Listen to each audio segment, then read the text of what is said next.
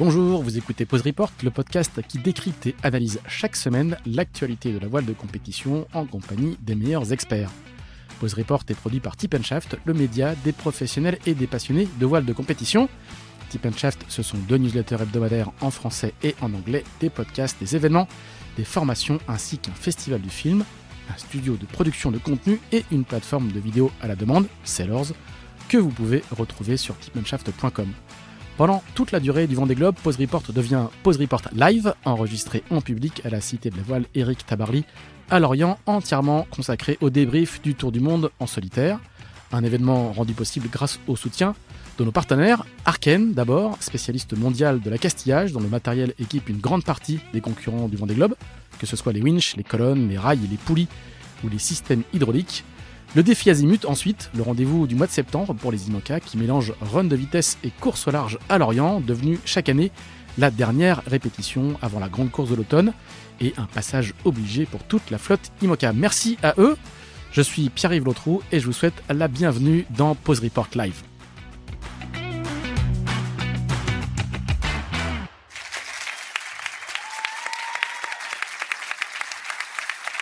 Bonjour à tous et bienvenue dans ce premier épisode de Pause Report Live enregistré ce mardi 12 novembre depuis l'auditorium de la Cité de la Voile Éric Tabarly à Lorient en public avec le soutien de nos partenaires Arken et le défi Azimut.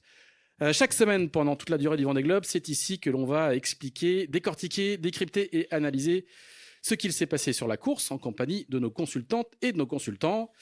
Et avec nous ce soir, et je vous demande de les applaudir à nouveau, Élodie Bonafous, 8e de la solitaire du Figaro Paprex cet été et qui a un IMOCA en construction pour le Vendée Globe 2028 qui arrive l'année prochaine si tout va bien. Juste à côté de moi, Gaston Morvan, que vous pouvez applaudir également, 3e de la solitaire du Figaro Paprex, champion de France élite de course au large. Je ne me trompe pas dans le titre. Et qui, même s'il veut pas le dire et qu'il le confirmera pas ce soir, a lui aussi un projet en cours pour 2028. On est entre nous, Gaston, on peut tous raconter. Et puis, normalement, on a Loïs Bérère, qui est un petit peu en retard, qui est coincé dans les embouteillages, mais qui arrivera en cours de route. Merci à tous les deux d'être présents avec nous ce soir. On va commencer avant de rentrer dans le dur du suivi de la course et de l'analyse. Vous étiez tous les deux au sable, on s'est croisés, je crois, dans la foule très très compacte de ces derniers jours au Sable d'Olonne. Je voudrais savoir un petit peu, vous qui vous projetez déjà dans le prochain Vendée Globe, vous aviez des obligations professionnelles. Élodie a commenté le départ, je crois. C'était une grande première et c'était nickel. C'était bien. Je voudrais un peu savoir comment vous l'avez vécu. Alors déjà, il y a la pression de la foule, c'est quelque chose d'incroyable. L'émotion du ponton. Je ne sais pas si c'est vos premiers départs de Vendée Globe. Racontez-nous un petit peu comment vous avez vécu ce départ du point de vue un peu personnel. Élodie, t'as encore les yeux qui brillent, je crois. Moi j'avais vécu un départ de Vendée Globe quand c'était Armel Lecléache sur Britair, mais j'étais assez jeune, donc j'avais pas forcément la même vision et je le regardais pas avec le même regard. Donc j'ai pas passé les 3 semaines sur le village moi quand même parce que ça fait un peu long et j'avais du travail au chantier pour la construction de mon projet. J'y suis allée en début de village pour prospecter un peu, m'imprégner un peu de l'ambiance, pouvoir discuter un peu avec les teams, regarder un peu ce qui se faisait même sur les bateaux. Et donc j'y suis revenue là pour le week-end du départ où j'ai fait le commentaire aux côtés de Maxime Cogny et Loïc Perron. Donc c'était assez stressant, assez impressionnant de commenter un départ, mais finalement assez naturel et spontané. Donc une expérience sympathique et du coup qui m'a quand même demandé de prendre un peu de distance émotionnelle, on va dire, sur les images de départ parce que je me suis retrouvée des fois pendant le direct à me faire plonger dedans et à le vivre à fond et du coup plus trop écouter les questions qu'on me posait à côté. Donc j'ai essayé de prendre un peu de distance, mais c'est sûr que d'autant plus là sur cette édition, il y a quand même beaucoup de marins que je connais un peu plus personnellement. Pas mal de copains de promo. Exactement, contre qui j'ai fait des bords un peu en Figaro, donc c'est sûr que ça rajoute encore de l'émotion et ça a donné quand même vraiment envie d'y être dans 4 ans. Et on arrive à s'extraire de l'émotion parce que moi, je pense que c'est mon 4e Vendée Globe, 4e fois sur le ponton, et il n'y a rien à faire. Enfin, même en étant journaliste, professionnel, etc., on est emporté nous-mêmes par l'émotion, même si on ne connaît pas tous les marins.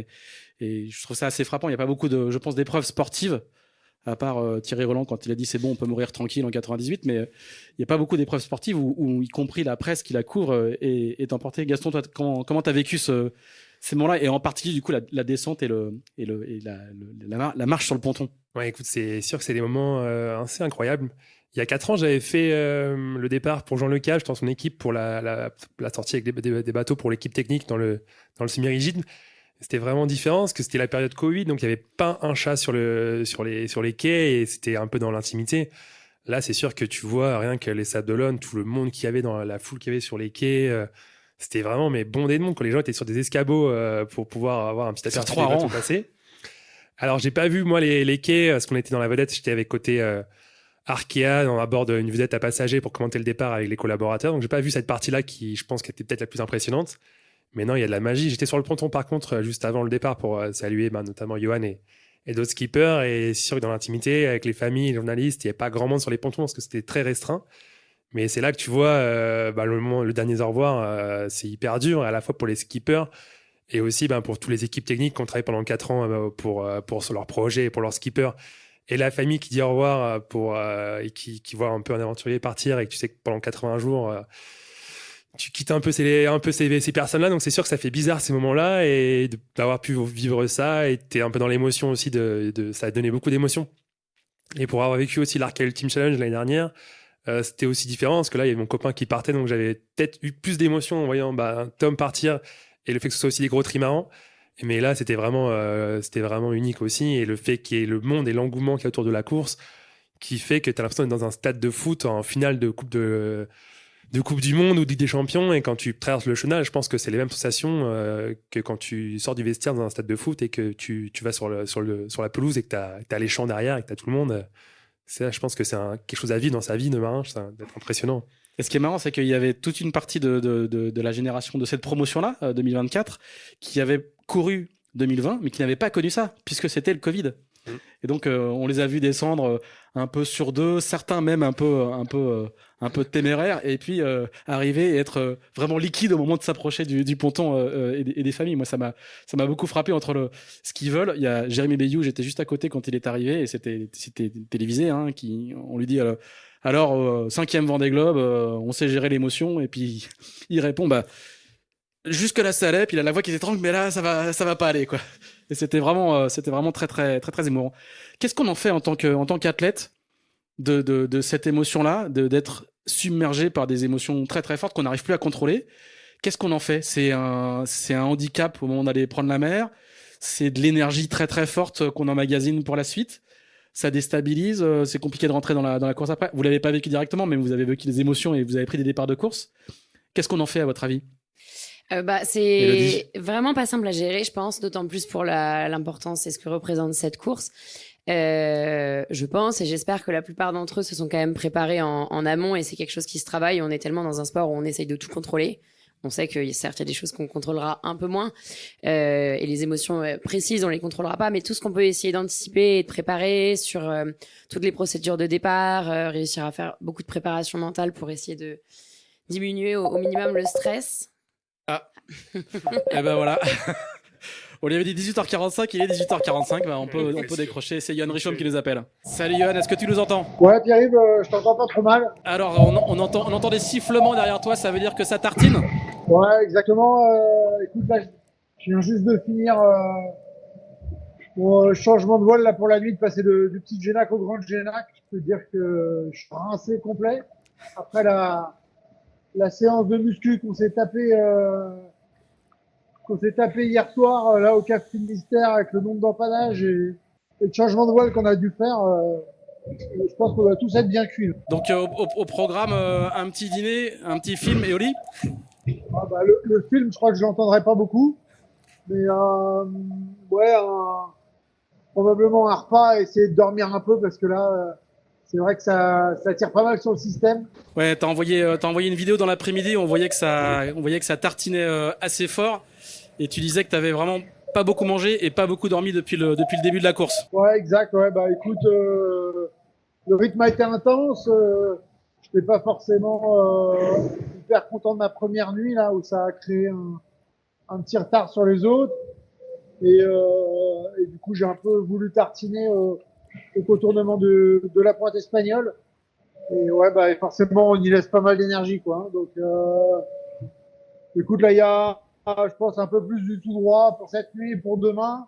Un peu moins de manœuvre. Donc, je pense que je vais en profiter pour rattraper mon retard. Bah, t'as déjà pas mal rattrapé par rapport au début. T'es content de là où tu es? Ouais, pardon, je parlais de mon retard de sommeil. Bah, t'as repris beaucoup de retard du départ Mais, aussi. ouais, carrément. Bah, ça, c'est assez cool. Je m'y attendais pas trop. Et peut-être j'ai pas été très prudent et les autres un peu plus prudents. En tout cas, je suis plus heureux là où je suis maintenant, quoi. Ok, et ton petit décalage dans l'ouest par rapport au reste de la flotte est choisi? Moi, je pensais qu'ils allaient tous faire ça, surtout.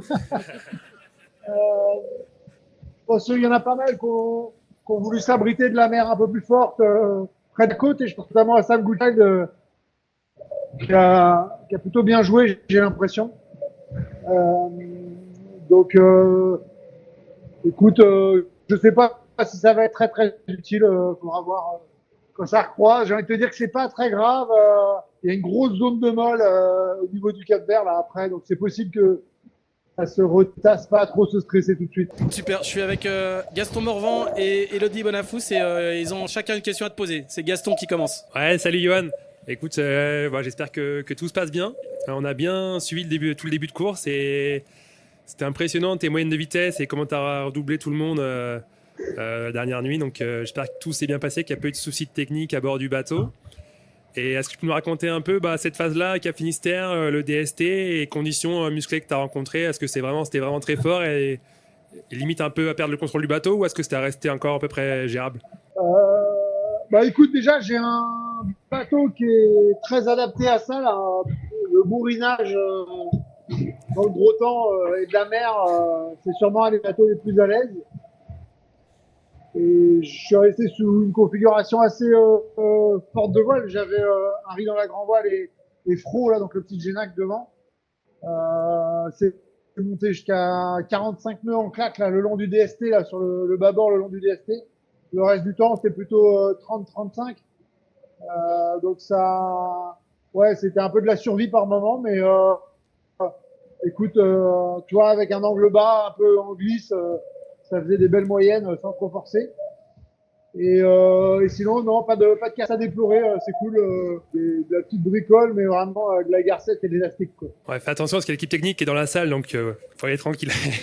Ils sont au courant, hein, j'aurais rien annoncé de mauvais comme nouvelle, du coup, ils savent tout.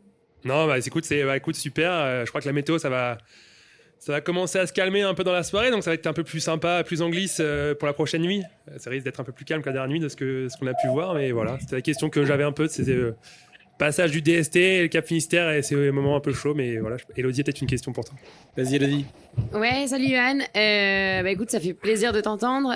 Tu nous as déjà donné pas mal d'éléments, surtout sur cette grosse phase que vous venez de passer, mais peut-être que tu peux nous en redire un peu plus sur comment tu rentres petit à petit dans ton rythme de course, comment tu te remets de tes émotions de départ qui ont dû être très fortes et plutôt sur une question de rythme de vie et de réussir à trouver un peu tes routines à bord, que ce soit techniquement, en météo et en stratégie. Le rythme de vie, j'ai l'impression d'être parti faire 48 heures de l'azimut, si tu veux. Donc là, il y a un problème. Hein. Ça va pas durer longtemps comme ça.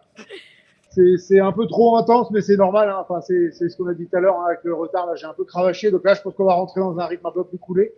Il va falloir, hein, parce que c'est quand même une régate longue. Voilà, j'ai réussi à faire un peu de météo, mais pas énorme. Bon, j'ai vu qu'il y avait des choix, mais je crois que je vais rester sur une route assez simple. Là, passer par le nord de Madère, quelque chose d'assez central, parce qu'il y a un peu trop d'incertitude. Voilà. Et puis, les émotions. Écoute, c'est marrant, mais ça n'a pas été trop dur à gérer. Je m'attendais à pire. Je pense que je m'étais bien préparé, c'est ça l'avantage. Mais c'était vraiment génial. Voilà, écoute, en tout cas, vraiment rien à signaler sur ce plan-là. C'est sûr que quand tu fais des journées qui bourrinent, tu te dis mais comment je vais passer 90 jours comme ça? Enfin 80 plutôt, ou 70 si on peut faire. Mais bon, ça va se calmer par moment, hein, c'est pas toujours comme ça. Et puis après, on s'habitue à tout aussi, quoi. Donc voilà, là, c'est sûr que ça fait toujours un peu bizarre. Ça fait en gros 3 semaines qu'on n'a pas beaucoup navigué.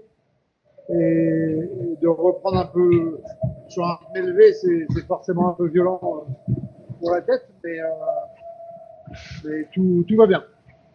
Ouais, j'imagine que tu as été bien remis dans le bain de manière assez brutale. Mais en tout cas, tu nous as jusque-là offert un beau spectacle, que ce soit sur le départ et sur toute cette descente jusqu'au Portugal. Et puis, je te souhaite le meilleur, en tout cas pour la suite, et de pouvoir prendre ton rythme petit à petit avec les conditions un peu plus clémentes qui arrivent. Merci beaucoup. T'as une question de Loïs Bérère qui s'est extrait de son embouteillage et qui nous a rejoint en cours de route. Salut Yo-Yo, j'espère que tu vas bien. Et je me demandais là dans l'accélération Cap Finistère si tu avais changé de voile, quelle voile t'as mis, parce que je fais un peu de routage et je me suis demandé jusqu'où vous avez pris des riz et sur quelle configuration vous êtes, parce que il y avait des petites différences de trajectoire et c'était intéressant à suivre. Ouais, comme tu as pu voir, j'ai été assez agressif vers la côte. Et en fait, je suis resté un riz et fro, donc j'avais plutôt une grosse configuration de voile. Je voulais pas, voilà, enfin, je voulais rester puissant pour faire des angles bas, parce que sinon, tu passes ton temps à faire des empannages là quand t'es coincé entre un DST et la côte. Donc j'étais un peu surtoilé, mais ça s'est bien passé. Bah, profite à fond et la chasse au Dalin pour changer. Si je me trompe pas, c'est la Samo Butchai maintenant. Ah, les Anglais, ils nous donnent toujours du fil à retordre. Allez, une dernière question de Gaston qui ne tient plus en place. Johan, une petite dernière question. Qu'est-ce que tu penses de Nicolas Nuven dans ce positionnement bien à l'ouest là? Ça va un peu ton avis sur ce choix stratégique? Ouais, choix stratégique étonnant, hein. Mais écoute, il a l'air de bien avancer là. Je viens de regarder le pointage de tout à l'heure. Écoute, ça peut le faire pour lui. Je sais pas trop. C'était assez étonnant. C'est sûr que c'est plus tranquille, hein. Il a fait beaucoup moins de manœuvres. Là, il va rester dans la veine de vent fort. Par contre, il va être un peu du mauvais côté de la rotation de vent. Donc, écoute, je sais pas. Comme je disais tout à l'heure, hein, comme c'est prévu, je pense, enfin, de ce que je crois comprendre, de freiner par devant au niveau du Cap Vert. Peut-être que ça sert à rien de s'arracher tout de suite si c'est pour refaire le départ dans 3 jours. Super, eh ben écoute, Johan, un grand merci. T'as toute la salle de la Cité de la Voile qui va t'applaudir pour te remercier. Voilà. Ouais, merci à tous. Bonne soirée. Salut, et puis surtout, tu fermes tes fenêtres parce que les vidéos que t'envoies nous impressionnent beaucoup. Il y a toute l'eau qui rentre quand t'es en fond, donc pense à fermer ta fenêtre. Ouais, ça marche. Non, ouais, je ferme la fenêtre. Salut, merci Johan. Ciao. Eh ben voilà, ça marche comme un coup de fil WhatsApp, hein. C'est aussi simple que ça. Alors qu'est-ce qu'on a appris à part donc du coup qu'en fait, ils préparent pas du tout la météo, ils vont tout droit. Nous pour nous c'est des génies, etc. Et en fait ils naviguent très très simple en fonction des circonstances. Mais par contre ça a l'air de tirer, ça tire un peu sur la bête quand même. Moi j'ai retenu ça quand il a dit tout de suite, il a dit qu'il était cramé, qu'il était cuit. Vous avez des infos? Toi, Loïs, toi qui travailles pour la concurrence, il a été habile, hein. Il t'en a pas trop donné, hein. Ouais, du coup j'ai bien regardé les routages et je me suis posé pas mal de questions forcément dans la nuit, essayer de me projeter et tout, et avant de partir, on a vu que au Cap Finistère il y avait du vent et se poser la question de voilà quelle voile mettre, une plus petite voile d'avant, une voile de caplage, prendre des riz aussi. Je pense que je sais pas, mais à mon avis le nôtre il en a pris plus qu'un, et voilà, les bateaux sont un peu différents selon en tout cas moi le bateau massif sur lequel j'ai pas mal navigué, il est un peu différent du Arkea Paprec. Alors après j'ai pas navigué sur le Paprec Arkea, mais en tout cas on a fait des bords en comparaison et il y a des choix d'architecture un peu différents, et donc du coup forcément des configurations de voiles un peu différentes aussi, et voilà, après c'est normal que chacun dise pas trop. On voit même sur les stories des équipes, ils filment mais hop, sans trop montrer quelle voile il y a devant. J'ai juste vu que Sam Goodchild était ce matin grand voile haute fro, et voilà, mais voilà, du coup ils essayent comme ils sont quand même connectés, de pas trop en montrer aussi pour pas trop dévoiler d'infos, et les configurations de voile sont encore relativement secrètes. Donc voilà. Ça fait longtemps, hein, dès le Vendée Globe 2000, je crois, hein, de mémoire, du côté de Michel Desjoyaux, on avait une cellule qui étudiait ce que faisaient les autres et qui compilait de l'info et qui la transmettait au skipper. Il y a ça chez Massif aujourd'hui? Vous êtes chargé, il y a des gens chargés de la veille qui regardent toutes les photos. Sur la Volvo aussi, c'était comme ça. Hein. Je ne sais pas si vous vous souvenez de cette histoire, mais les voiles étaient numérotés. Il y avait, si c'était le code 0, le Jenaker, le Solent, avec le numéro de la voile. Et les médiamans avaient ordre de cadrer les images pour qu'ils ne puissent pas reconnaître la config de voile. Ok, malin. Non, bah après, on s'approche de ça là. Non, mais après, il n'y a pas de rôle de personne à ce rôle-là au sein de l'équipe parce que déjà, c'est interdit de faire d'aide à la stratégie. Donc après, on sait que voilà, ils ont accès à pas mal de données, donc ils peuvent aller vérifier eux-mêmes finalement. Mais non, il n'y a personne qui fait ça dans l'équipe. C'est purement du soutien pour en cas d'avarie ou de problème. Pour mener le bateau en toute sécurité, mais il n'y a pas d'aide à la performance autorité. Donc non, il se débrouille tout seul comme un grand. Mais il se débrouille très bien tout seul. Il n'y avait pas de piège dans la question, hein. C'était juste, ça se faisait avant. Juste avant que tu n'arrives, tes petits camarades, donc c'est une spéciale figariste ce soir quand même. Hein. On a pris que des gens qui avaient couru la dernière solitaire. Toi, tu avais un statut un peu particulier sur ce départ et donc ils ont partagé leur vécu du départ. Toi, tu avais un statut très particulier puisque tu étais le skipper remplaçant. Tu es toujours d'ailleurs, je crois que c'est jusqu'à 10 jours après le départ, c'est ça? Ouais, exactement. Mais là, si on fait des routages dans l'autre sens, ça va. Là, ça va très vite parce qu'ils ont le vent dans le dos. Mais s'il fallait revenir au Sable d'Olonne, donc t'es bientôt délivré de tes obligations. Ouais, voilà, exactement. Et alors, du coup, tu as fait le chenal à la barre du bateau pendant que Charlie était à l'avant devant le mât. Ouais, concentré du coup. Voilà, raconte-nous un peu ce que c'est que de faire une première fois le chenal avec la foule à la barre d'un bateau. C'était impressionnant. Alors c'est pas la première fois que je le faisais, mais par contre on est sorti en premier, donc on était limite avec la marée, donc c'était juste l'heure à laquelle on pouvait sortir, donc il fallait être concentré. Mais malgré tout, c'était impressionnant, le bruit déjà et la foule, et c'était c'est dingue l'engouement de cette course et du public pour un événement comme ça, et c'est presque un peu, je pense, déroutant pour eux de prendre autant de bains de foule et de gens et de connexion avec le public pour passer après autant de temps tout seul. C'est un contraste assez fou, et je pense qu'il faut gérer ça dans sa tête bien comme il faut, parce que ça peut faire passer un peu par toutes les émotions et faire perdre pas mal d'énergie, je pense, parce que c'est vraiment impressionnant. Alors, Stéphane, si tu peux nous mettre la carto à l'écran. Alors nous, on va pas la regarder parce que sinon vous n'allez pas parler dans vos micros. Vous pouvez la regarder sur votre téléphone. C'est actualisé là. Le flow de position de 19h, bah oui. Le flow de position de 19h est tombé. Sans faire l'analyse en direct, je voudrais d'abord que vous me disiez un petit peu, vous, qu'est-ce que vous avez noté sur cette première séquence? Il y a deux séquences en gros. Il y a une première séquence qui est l'approche du Cap Finistère et le choix stratégique qu'il y avait à faire entre l'extérieur ou l'intérieur du DST d'une part, et ensuite la séquence un peu gros bras, comme on l'a compris avec Johan, où c'est lui qui a parlé de bourrinage. Hein. Je voudrais savoir un petit peu chacun d'entre vous quelles sont vos analyses de ces deux premières séquences. Je vais vous donner la mienne très très rapidement et vous pourrez rebondir. Jusqu'au Cap Finistère, c'est une masterclass de Charlie Dalin. Toujours dans les petites bascules, toujours dans les bons coups. Et ce qui fait qu'il arrive, il est là-bas si tu veux parler à Stéphane pour qu'il agrotte. Il faut que tu actualises. Voilà, c'est toute l'arrivée sur le Cap Finistère. Ça a vraiment, Charlie a navigué vraiment quasiment à la perfection. Et ensuite derrière, les autres sont revenus. Peut-être le temps qu'ils se mettent dedans, ils sont un petit peu revenus. Vous avez observé quoi sur cette première partie? Elodie, tu veux partager avec nous je pense que, pour moi, la première partie, comme ce qui s'est passé au Cap Finistère, c'est plutôt une question de rentrer dans sa course et de prendre un rythme.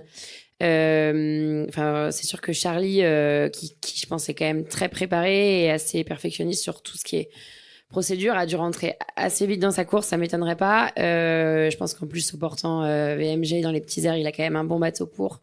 Donc il a quand même bien marqué les esprits sur cette première partie. Pareil, ils ont quand même fait pas mal d'empannage, il y a eu pas mal de croisements dans tout le golfe. Je pense que ceux qui ont le plus joué les petites rotations de vent dans le golfe et qui ont le plus empanné, et donc qui étaient déjà le plus à l'attaque, sont ressortis un peu devant avant d'arriver à la Corogne. Et ensuite, sur cette passage entre la Corogne et tout le Cap Finistère et le DST, là, il y avait un gros choix d'engagement à faire qui disait forcément que à l'intérieur du DST, donc entre le DST et la côte, plus de manœuvres, potentiellement plus de bateaux, un vent qui accélère pas mal. Les pêcheurs, c'est une côte très fréquentée. Ouais, tout à fait. Donc avec pas mal de trafic. Donc je pense que là, il y a eu un gros choix d'engagement à faire et de prise de risque. C'est d'ailleurs ce que dit, je crois, Nicolas Lunevan, quand même, d'être allé chercher une option très ouest qui n'était pas forcément la plus favorable théoriquement, mais qui perd finalement très peu et qui, en termes de prise de risque, est quand même beaucoup plus safe. Je pense que ça s'est joué beaucoup là-dessus, et même comme Johan pouvait le dire dans son audio, qu'il avait peut-être appuyé un peu plus fort sur la pédale que les autres. Donc je pense qu'il y a eu beaucoup jusqu'à maintenant une question d'engagement, et c'était un peu le premier gros point de passage avec de l'air. Maintenant, ça va plutôt avoir tendance à se calmer. Donc l'idée, c'était de ressortir de là avec le bonhomme pas trop abîmé et le bateau aussi avec pas trop d'avaries, et là, ils vont avoir le temps de se reposer un peu plus. Gaston? Bah ouais, même analyse un peu que Elodie, le gros point fort de Massif, là on l'a vu, moi je trouve que le bonhomme a très bien navigué, mais le bateau pendant 3 heures, ça a été une arme fatale dans le golfe de Gascogne. Il a collé 30 000 comme ça en une matinée, et on savait qu'au près il était très rapide le bateau, et là on l'a vu qu'au portant dans les petits airs aussi il était très bien. Donc je pense que ça va pouvoir aussi se revoir peut-être dans les prochains jours, où ils auront peut-être un peu moins d'air dans les prochains jours. Ça va être un peu les transitions. Après, il y avait une trajectoire à faire au niveau du DST qui était un peu la route optimale, mais c'est dur à faire. Et ça, Johan, il a bien fait. Je trouve qu'il a tiré les bons bords, il a bien joué la courbure liée à la côte et tout ça, sans se protéger, en mettant vraiment, en se mettant un peu dans le dur. Donc c'est pour ça qu'il disait qu'il était fatigué aussi. Après, à l'inverse, Sam Gulchai, il a joué quelque chose de vraiment différent, avec un peu moins de vent, mais des bords très propres et en faisant les emballages au bon moment. Et il y avait vraiment 2 routes assez opposées, et on voit que là, ce soir, le croisement, ils vont pas être très loin, je pense, entre Johan et Sam, ça va être assez proche. Et Charlie, il a voulu faire, je pense, un peu un entre-deux, à contrôler peut-être les 2 paquets, et là, on voit qu'il est un petit peu derrière. Par contre, je pense qu'il est très rapide sur le dernier pointage. Il a dû changer de voile un peu plus tôt que ce que nous disait Johan quand on est au téléphone, qu'il venait de changer de voile. Je pense que Charlie l'a fait un peu plus tôt, et il reprend aussi un peu de vitesse, donc c'est marrant, ça va se rééquilibrer, et on voit qu'il y a du jeu. On voit que les options sont assez différentes, mais que le bilan pour l'instant, il n'y a pas beaucoup d'écart entre ces 3 options qui sont intéressantes, et c'est intéressant pour nous à terre de les suivre, mais c'est pas très significatif par rapport à toute la taille de la course, qui est tout ce qui va se passer encore dans les prochains jours. Non, c'est sûr qu'il y a encore beaucoup de choses qui peuvent se passer, mais Loïs, est-ce qu'il y a quand même une dimension entre guillemets psychologique dans ce début de course, c'est-à-dire les gars, je vais vous montrer que je suis dans le match, que je fais partie des favoris et que je suis au rendez-vous, et inversement d'autres qui peuvent décrocher, qui ont du mal à rentrer dans le match, et donc même s'il y a encore plus de 20 000 milles à courir, quand on a déjà au bout de 2 jours on a 120 000 de retard sur la flotte, je pense qu'il y a certains foilers qui ont ça aujourd'hui. Est-ce qu'il y a déjà quand même une dimension psychologique dans ces 2 premiers jours? Alors, psychologique, probablement. Mais je pense qu'il y a surtout un enjeu sur ce premier tronçon jusqu'au poteau noir, c'est de réussir à être devant, parce qu'il y a un passage à niveau potentiel entre, en gros, les Canaries et le poteau noir, où il faut pas louper le train, parce que voilà, après, la route est longue, mais potentiellement, le vent peut mollir par derrière, et on peut choper l'Alizé avant les autres. Et si le poteau noir est clément, commencer à faire des écarts vraiment significatifs, et avoir un placement un peu plus serein pour aborder Sainte-Hélène et les mers du Sud. Ce qu'il faut dire, c'est que les Alizés sont pas établis, enfin en tout cas ils sont établis beaucoup plus bas, parce que, corrige-moi si je me trompe, mais l'anticyclone des Açores est pas tout à fait à son emplacement habituel. Et donc l'organisation météo habituelle n'est pas du tout en place, quoi. Ouais, c'est ça. Alors pour faire en gros, l'anticyclone, il est un peu scindé en 2, et une espèce de dépression qui vient vraiment casser le champ de pression, et donc desserrer l'isobar, donc vraiment faire du vent moins fort. Donc ils vont se retrouver à avoir un choix entre jouer la courbure et avoir un bon angle par rapport au vent, et avoir une force de vent correcte pour faire avancer le bateau, mais avoir le vent plus de derrière, donc avoir des empannages à faire, une route un peu moins directe, on va dire. Et donc, du coup, il y a un vrai enjeu pour descendre jusqu'à ce poteau noir. Et puis, faut pas être trop lent parce que derrière, j'ai bien l'impression que la porte pourrait se fermer. Voilà, c'est ça. Et donc, voilà, Charlie l'avait bien en tête. Je pense que tous les leaders l'avaient en tête, hein, mais voilà, je pense qu'il est assez bon pour se mettre direct dans le tempo. Et c'est vrai que le bateau, j'ai l'impression que son gros point fort, c'est qu'il est quand même assez léger, ce bateau, avec des formes de carène assez radicales, hein, par rapport aux autres, mais efficaces, en tout cas dans le médium et dans les transitions. C'est comme ça qu'ils ont en tout cas imaginé le bateau. Et donc voilà, il mise là-dessus. Donc c'est un moment clé un peu pour lui aussi de la course où il peut faire la différence et potentiellement ça peut être ça peut être important, quoi. Donc je résume, hein, il y a encore 24 000 milles de course, mais il y a déjà un moment clé qui s'approche. Ouais. Comme quoi. Ouais. Non mais c'est ça. Ouais. C'est un départ de Vendée Globe assez inédit en fait, parce qu'on part dans un système anticyclonique avec tout au portant, pas de passage de front, pas de tempête. Tous les bateaux sont en course. D'ailleurs, je pense que c'est jamais arrivé depuis l'histoire du Vendée Globe que tous les bateaux soient en course. Il y en a toujours un qui a un petit problème à 24 heures du départ ou un. Ah voilà, c'est très rare sur n'importe quelle course d'ailleurs. Et sur ces bateaux-là qui sont des prototypes bien fragiles. Et donc c'est super et c'est hyper intéressant, mais voilà, c'est pour autant il y a un enjeu sportif et je pense qu'ils vont pas souffrir du mal de mer, mais ils vont avoir mal au bras dans quelques jours. Est-ce que vous avez noté, est-ce qu'il y a dans ces deux premières séquences et jusqu'à ce soir, est-ce qu'il y a des surprises pour vous ou des déceptions parmi les différents coureurs? Dans le top 10, il n'y a pas beaucoup de surprises, hein, pour l'instant. À date, tout le monde est à peu près au rendez-vous. Du côté des bateaux à dérive, il y a Benjamin Ferrier qui fait toujours des débuts de course incroyables, hein, qui est. Alors, je vais regarder mon classement rapidement, mais il était. Qui est devant Jean Le Cam. Voilà, il est devant Jean Le Cam. Ça, c'est les petits règlements internes pour la forêt, puisqu'ils sont dans la même écurie de départ. Mais il n'y a pas de grosses surprises selon vous? Non, il y a le choix de Nicolas Luneven quand même qui est assez radical, qui se détache des autres et qui est parti lui jouer plutôt la courbure alors que certains sont vraiment allés à terre pour avoir de l'eau plate et mettre du gaz avec des voiles peut-être un peu plus grande et lui il a fait c'est une option différente, ça va être intéressant. Alors il a une avarie de safran, hein, il l'a raconté à la vacation, il a une avarie de safran qui l'a obligé un peu à partir à l'est, mais a priori, et je crois que Violette d'Orange racontait aussi ce matin, ou je crois que c'était ce matin, elle racontait qu'elle avait fait des routages, il y avait 20 minutes d'écart entre l'option de Nicolas Luneven et l'option à terre. Donc oui, j'ai regardé, c'est très proche. Donc je repose ma question aux autres qui n'ont pas répondu encore. Est-ce qu'il y a pour vous des surprises, des révélations? Il y a des choses qui vous ont étonné dans cette première séquence? Sam Goodchild en tête, c'est pas une surprise, mais je trouve que c'est un très beau début de course. C'est pas un bateau neuf, mais Sam a bien navigué et c'est plutôt une bonne surprise de le voir comme ça en tête de la flotte 48 heures après le départ. Donc non, après, en mauvaise surprise, il y en a qui sont quand même un peu plus derrière, qu'on aurait peut-être vu un peu plus aux avant-postes. Je pense à Boris Herman, Malaysia. Sinon il y en a quelques autres, mais c'est quand même plutôt conforme à ce qu'on pensait, je pense, avant le départ. Boris Herman, il paye vraiment tout le début de course où son bateau est pas du tout à l'aise dans le tout petit temps. Il a vraiment eu du mal à démarrer. Une fois lancé, par contre, il est bien remonté. Elodie, t'as des déceptions ou des surprises? On préfère toujours mettre en avant ceux qui font des beaux débuts de course plutôt que on se permet pas trop de critiquer, mais peut-être moi quelqu'un sur qui je mise un peu aussi et qui je pense a un gros potentiel, c'est Sam Davis. Qui fait un départ un peu diesel, on va dire, pour Sam Davis. Mais ça peut souvent lui ressembler et après, comme disait Loïs, il faut être en fait c'est toujours un peu jaugé entre être précautionneux et en même temps attaquer. Il faut pas y aller non plus trop doucement parce que si à un moment donné il y a un passage à niveau, faut pas regretter et payer ensuite le fait d'être un peu plus précautionné sur le début, mais je trouve que l'équilibre se refait au fur et à mesure et les départs un peu plus en arrière qui s'étaient faits sur le début de course est en train je trouve de se remettre à peu près à l'équilibre et chacun est en train de prendre un peu sa place, donc on verra dans les jours à venir plutôt.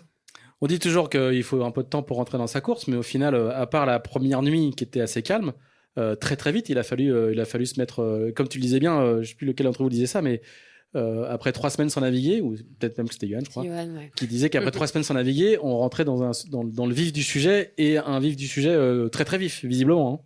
Hein. Ouais, c'est sûr. Alors, comme je disais tout à l'heure, c'était pas ambiance mal de mer, grosse vague, du près, le bateau qui cogne.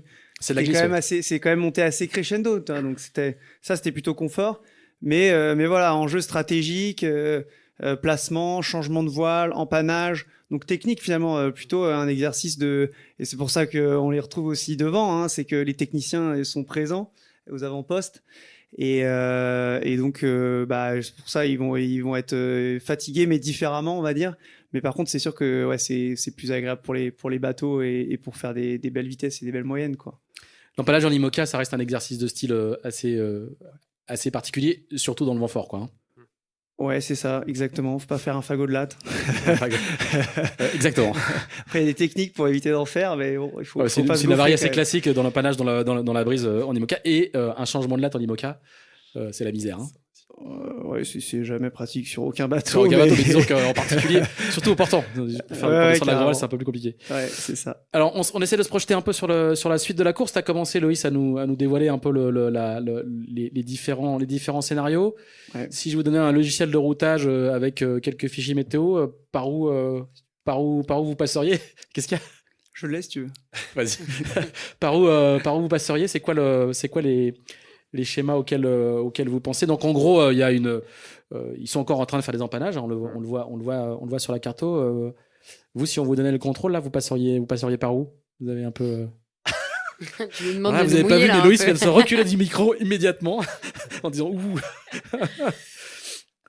Qui c'est qui se jette à l'eau? Bah, les routes, Gaston elles passent par Madère, hein, c'est proche. Hein. Je crois qu'il y a d'ailleurs des options un peu passées au sud ou au nord. Ça peut faire des petits écarts. D'ailleurs, c'est contournements en île qui sont assez hautes avec du relief. Il n'y a pas trop de routes qui restent à terre, qui viennent longer le Portugal jusqu'au bout et après s'attaquer par le Maroc et longer toute cette zone-là qu'on peut avoir sur les routes en Figaro ou des fois sur les trains d'Alizé, hein, c'est nord et tu le touches vite. Là, l'idée, c'est de traverser une petite zone avec pas beaucoup d'air, de relier Madère, descendre tant bien que mal pour choper l'Alizé un peu plus au sud. Et après, ils seront débloqués, mais il y a une zone un peu de transition, un peu dure à passer avec des vents entre 5 et 10 nœuds à par moment. Et ça, on va voir comment ça va se gérer là-dedans, sûrement avec quelques empannages à faire. Je suis pas sûr qu'il y ait de grosses options qui vont être posées dans les prochains jours. Peut-être que Loïs ou Elodie ont vu un peu différemment, mais j'ai l'impression que ça va... Des petits détails, des petits choix de trajectoire qu'on va pouvoir voir comme ces derniers jours, mais je sais pas s'il y a des grosses options très radicales qui sont au programme. En tout cas, j'en ai pas vu. Bon, moi, j'ai pas grand chose à rajouter. Je pense que là, déjà, on va avoir un peu le résultat de l'option de Nicolas Luneven d'ici demain, où ils vont se retrouver au niveau des Açores. Et ensuite, ouais, le point de passage avec la petite dépression qui vient couper l'Alizé va faire qu'il y aura pas beaucoup de vent. Mais ceci dit, avec des vents faibles, on va pas avoir non plus une flotte s'étaler énormément, je pense.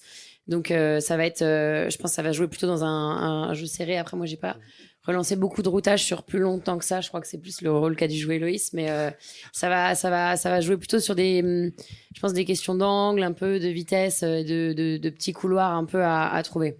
Alors, non mais en fait, c'est grosso modo le scénario est assez simple. C'est vent arrière dans pas beaucoup de vent. En tout cas du vent plutôt médium, donc il va falloir faire des empannages pour aller jusqu'au poteau noir, donc ce qu'on appelle du VMG, donc il va falloir gagner sous le vent le plus possible.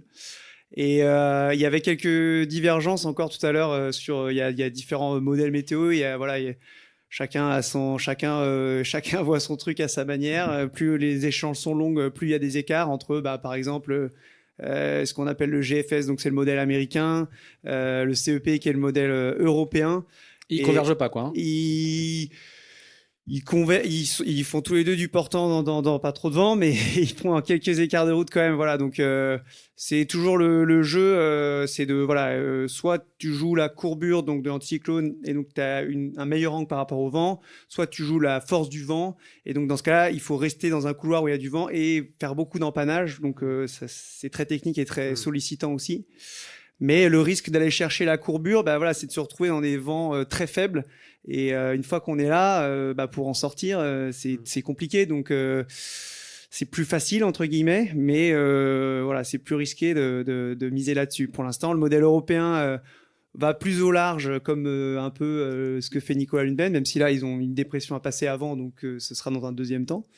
Mais voilà, le modèle européen allait plus au large dans l'ouest et le modèle américain allait plus chercher du coup la force du vent un peu plus proche de la côte et de la route directe.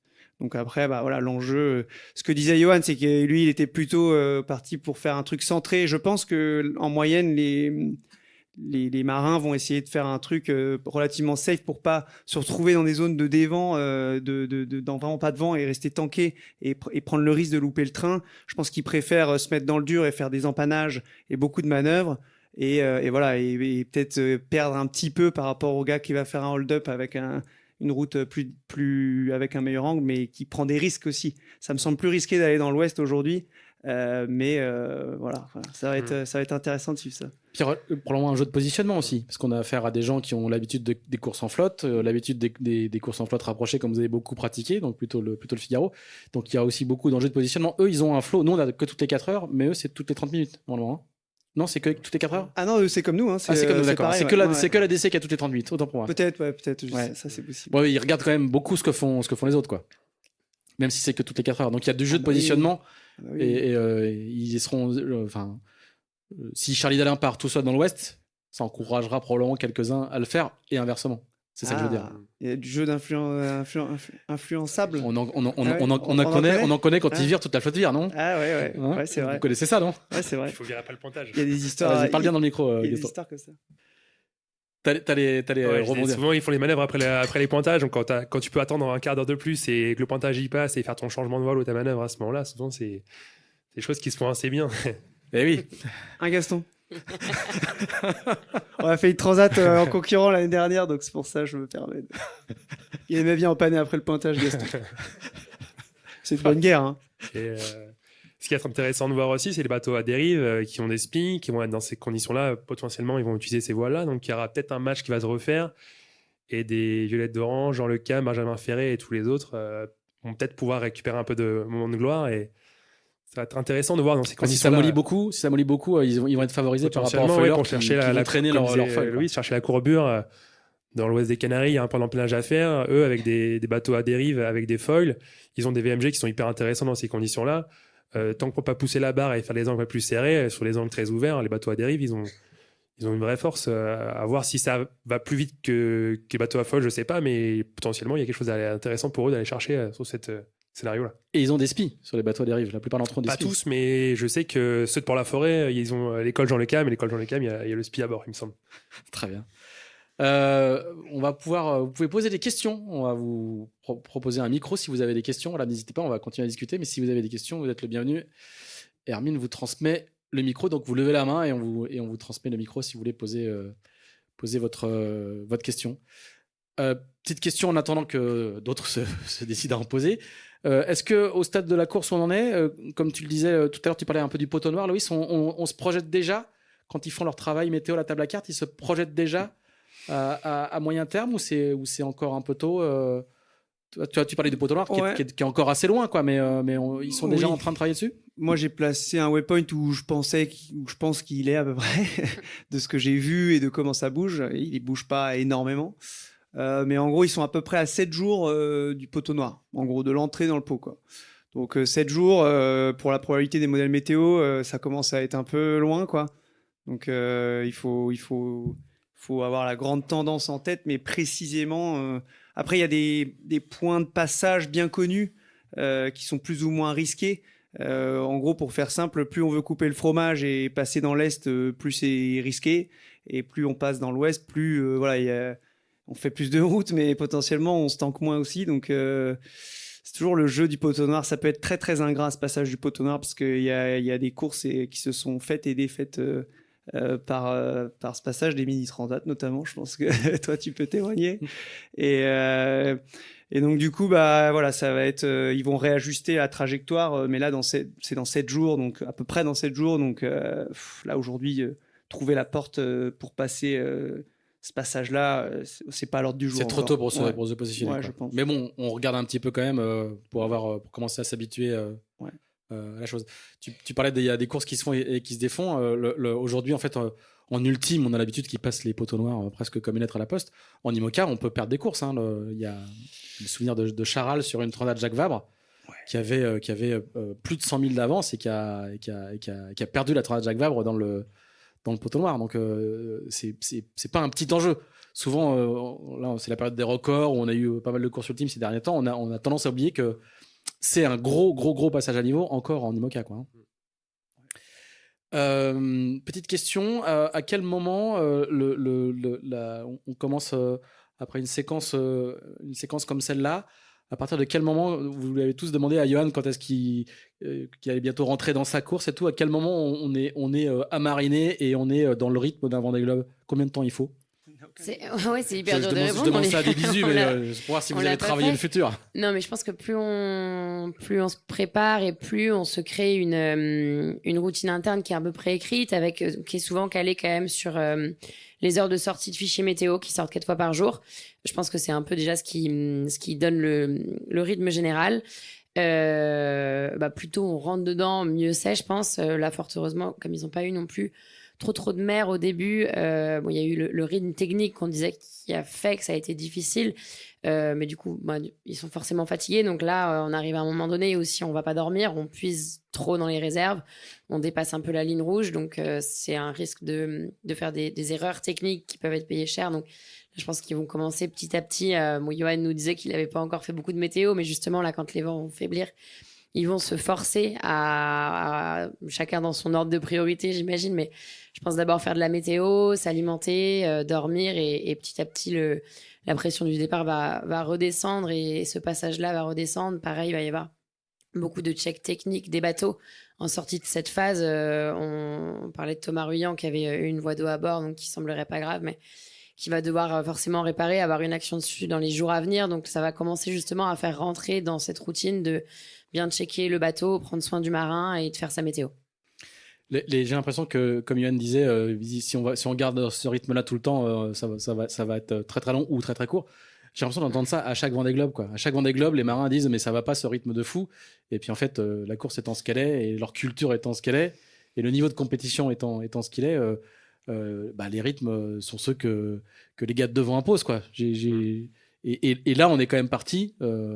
Première séquence Charles Hédalin, deuxième séquence empannage, en tout cas pour les gros bras, empannage entre le DST et la côte dans la brise de nuit. C'est pour ça que je parlais d'une dimension un peu psychologique quand même, les messages qu'on fait passer. Là, le rythme, quand Johan Richomme lui-même dit que le rythme est élevé, c'est qu'on peut penser que le rythme est effectivement enlevé, quoi. T'as envie d'être le patron en début de course comme ça, de montrer qui est présent, qui est en force et qui est qui maîtrise son sujet, qui a bien préparé son Vendée Globe. Mais c'est sûr que là, quand tu parles de ces conditions-là, passage du Cap Finistère, t'as la densité de la flotte aussi, tout le monde autour. C'est le moment où tu te prends un peu au jeu et tu penses à être un peu en mode Figaro. Et c'est peut-être aussi un danger de se mettre un peu trop en mode Figaro et au risque de casser quelque chose qui puisse être vraiment gênant pendant tout le tour du monde. Mais tu as vite envie quand même de jouer avec les concurrents et de prendre les devants et d'être en tête au classement. C'est les compétiteurs, tous, et en tout cas ceux qu'on a devant. Johan, il disait, il est en mode défi azimut. C'est sûr que c'est ça, c'est en mode Figaro. Tu suis à l'AIS, tu vois, tu peux comparer tes vitesses vraiment. Tu as le même vent, donc tu te compares un peu tes vitesses. Et des fois, tu es un peu piqué à l'ego quand tu vois que le classement d'avant, tu es beaucoup plus lent que ton copain et qu'il a choisi de voile avant toi. Ça pique un peu. Donc c'est sûr qu'il y a ce petit jeu, il faut savoir le gérer. Et je pense que ils le gèrent plutôt tous bien, mais ça peut être aussi dangereux et un peu à double tranchant. Mais quand tu le gères bien et que tu arrives à tirer ton épingle du jeu, tu peux faire des belles choses et t'étirer vers le haut. Loïs ? Ah bah oui, non mais c'est que ça, hein, je pense. De toute façon, après dans la limite des stocks disponibles, quoi, de la fatigue du bonhomme et voilà et du bateau. Mais je pense qu'on a plutôt tendance à dire on va faire safe et tout ça, et puis c'est plus facile à dire. Et puis en général, on a tendance à mettre les deux pieds dessus et puis et puis s'arracher. Mais là, faut quand même faire la grande boucle. Donc ça fait clairement partie de la stratégie, en fait, hein, de savoir. Et puis en plus, les bateaux, les dernières générations de bateaux sont à l'eau depuis pas très longtemps, en fait. Donc ils découvrent encore les bateaux et ils arrivent à les pousser quand on a fait le convoyage vers les Sables d'Olonne, on a encore découvert des configs et on a encore trouvé des trucs pour aller plus vite. Et je pense que pendant le Vendée Globe, ils vont encore trouver des moyens d'accélérer avec les bateaux et de les pousser à fond. Après, il y a différentes philosophies de choix d'architecture de bateau, de configuration de voile, pour justement être capable d'avancer même un peu moins toilé, garder des bonnes vitesses sans trop forcer sur le bateau. Parce que maintenant, avec les foils qui poussent fort, le bateau, il prend des efforts énormes. Et par moments, il est quasiment porté par les foils et par par la quille, alors qu'ils font quasiment 9 tonnes les bateaux. C'est des efforts hyper importants, avec des pièces pour autant qui sont fragiles. Le mât est monotype et assez fragile, donc c'est un point faible de ces bateaux. Enfin, c'est un peu le tendon d'Achille, c'est que il y a ça aussi. Donc il y a des alarmes et tout, mais ils ont été designés à une époque où il n'y avait pas les foils. Ils ont été renforcés depuis, mais oui. Ils sont pas forcément conçus pour encaisser les efforts que les foils voilà. poussent sur le bateau, quoi. Oui, et dans tous les cas, même designés aux bonnes proportions, je veux dire, ce serait dans tous les cas au plus léger possible et dans tous les cas fragile. Donc je pense que c'est ça, c'est être en mode Figaro, ok, pousser à fond, ok, mais quand même à raison garder pour pas que ça s'arrête brutalement, quoi. Est-ce que vous avez des questions? Je vous demande juste de donner votre prénom. Ouais, Julien. Petite question, vous êtes on va dire les jeunes pousses de Port-la-Forêt, et puis on voit que vous êtes hyper focus sur les trajectoires, sur ce qui se passe. Vous participez à faire forcément des routages. Et en quoi, justement, vous qui avez certainement de la suite dans les idées, ça peut vous donner de l'expérience, le fait de suivre comme ça les trajectoires du Vendée et ce qui se passe en interne au niveau des teams? Allez, alors moi, du coup, ce qui est spécifique, c'est que j'imagine que mes deux collègues, ils voudront être également, et je leur souhaite sur la ligne en 2028. Moi, c'est plutôt bien en marche. Du coup, il y a un regard différent sur ce Vendée Globe, forcément, pour essayer de comprendre et de s'imprégner des philosophies de bateau en fonction des différences d'architecture et des choix qui ont été faits. Et je pense qu'en termes de météo, on s'entraîne jamais à faire un tour du monde avant le Vendée Globe. Du coup, forcément, c'est des zones géographiques dans lesquelles on va peu, un système météo qui est complètement différent que ce qu'on a l'habitude de régulièrement faire, parce que toutes les transats, que ce soit Jacques Vabre, Rome ou une Vendée Arctique, on va plutôt dans le nord et pas trop dans le sud. Donc, je pense que c'est quand même intéressant et puis même, c'est des problématiques de routage. Quand on fait une étape de la solitaire, il y a plein de points de passage, donc c'est facile de dire où est-ce qu'on veut aller. Là, on veut faire le tour du monde. Le point de là où on veut amener nos routages et l'endroit qu'on vise, c'est toute une méthodologie qu'il faut se créer et qui se travaille et qui se développe au fur et à mesure des années. Et je pense que c'est toujours bon à prendre comme expérience d'essayer d'avoir, c'est une sorte de logique en fait un peu interne de comment on construit notre réflexion météo, comment on regarde les choses, qu'est-ce qu'on cherche à prioriser. Pareil, même par rapport à la mer, qu'on ne prend pas forcément toujours en compte, de réussir à bien doser tous ces éléments-là et du coup de le suivre en routage. Je pense que ça permet de commencer mentalement à se préparer à ces zones qu'on connaît moins. Pour avoir fait un peu d'IMOCA l'année dernière avec Prysmian Group, avec Giancarlo Pedoté, maintenant je sais un peu ce que c'est aussi depuis l'intérieur. Vivre sur un IMOCA comme ça à haute vitesse, et là le fait de pouvoir suivre la course, de suivre à la fois la météo et en plus la partie média qu'on va pouvoir avoir à bord entre les images, les vocaux, tout ça, c'est un moyen de s'imprégner vraiment de la course et se poser des questions, réfléchir, et aussi on verra à la fin du Vendée le bilan qui va être tiré sur les architectures, sur à quelle vitesse, les points forts, les points faibles, les voiles. Il y a plein de sujets sur lesquels on peut se questionner, et être à terre, ça n'empêche pas de pouvoir aussi se questionner et de pouvoir réfléchir un peu à la suite. Mais non, c'est intéressant. Ça donne envie d'être en mer, des fois un peu moins. Des fois, quand on est trop chaud dans notre lit. Mais pour l'instant, oui. Pour l'instant, ça donne envie. Après, peut-être un peu moins dans les mers du Sud, quand ils seront en plein milieu. Mais oui, c'est intéressant de pouvoir bien suivre ça. Et j'espère qu'on aura des beaux contenus et que tous les voiles ne seront pas cachés et qu'on verra deux, trois petites choses cet hiver. Loïs, toi, t'es à fond. Toi, t'es en mode répétition générale, là. Ouais, c'est marrant que tu poses la question, Julien, parce que tu nous as entraînés à Port-la-Forêt, donc c'est sympa de poser la question. Non, se projeter, oui, suivre à fond, évidemment. Et ce qui est intéressant, en tout cas, avec ce que j'ai pas pu m'empêcher de suivre le dernier et celui d'avant aussi d'ailleurs. Donc j'en suis pas à mon coup d'essai pour suivre un Vendée Globe. Voilà, ça devient un peu plus concret quand même. Carrément, parce que je connais mieux le bateau. Et en plus, ce qui est intéressant avec ces nouveaux bateaux, et ce qui va être intéressant, c'est des bateaux hyper rapides avec des potentiels fous. Mais est-ce qu'ils vont réussir à les mener à 100%, ou en tout cas même à un pourcentage, est-ce qu'ils vont réussir à les mener quel est le pourcentage de la polaire qui vont avoir surtout dans la grosse mer, et les choix d'architecture entre les bateaux, ça va être passionnant. Est-ce que le bateau plus taillé pour les transitions, polyvalence, comme par exemple Massif, je pense, ou bien des bateaux plus taillés pour les mers du Sud, comme par exemple Arkea. Voilà. Quel choix va être payant au final sur le Vendée Globe? Peut-être que on aura une réponse sur celui-là et une différente sur celui d'après. Et voilà, ici, c'est toujours le dernier Vendée Globe était fou à suivre parce qu'il y a eu des regroupements jusqu'à la fin. En plus, avec l'histoire de compensation, c'était juste incroyable et complètement inédit. Mais là, ouais, ça va être intéressant aussi, je pense. Et puis voilà, voir la différence entre les bateaux, les réflexions. Niveau suspense, on va faire difficilement mieux que le précédent. On sait pas, Quoique, on sait pas. voilà, on ne sait pas ce qui peut nous arriver. En tout cas, c'est parti sur les chapeaux de roue. Est-ce qu'il y a une dernière question dans la salle avant qu'on libère nos jeunes pousses, comme tu disais, Julien? Très bien. Ben, merci beaucoup. Un grand merci à tous les trois. Merci. Vous pouvez les applaudir. N'hésitez pas. Merci également à Yon Richoum. Vous pourrez le remercier de notre part. Je parle à son équipe qui est dans la salle ce soir. Merci en particulier à nos partenaires Arken et le Défi Azimut. Merci aussi à toutes les équipes de la Cité de la Voile et en particulier à Stéphane qui était à la console ce soir. J'aime bien. J'ai l'impression d'être à la radio. Et je fais un geste avec le doigt pointé vers lui derrière ses écrans. Un grand merci à lui et merci à Hermine et Violette de la team Tip & Shaft qui était aux opérations aujourd'hui.